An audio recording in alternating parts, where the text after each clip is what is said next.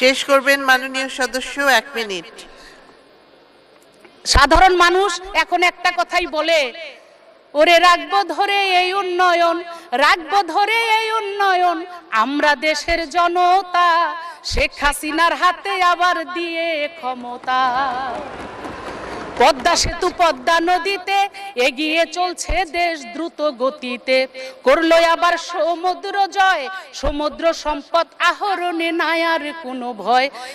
এই যে বয়স্ক ভাতা, বিধবা ভাতা, স্বামী পরিত্যক্তা ভাতা, মাতৃকালীন ভাতা, প্রতিবন্ধী ভাতা, মুক্তিযোদ্ধা ভাতা, আজকে উপকার পাইতেছে কত মাতা পিতা।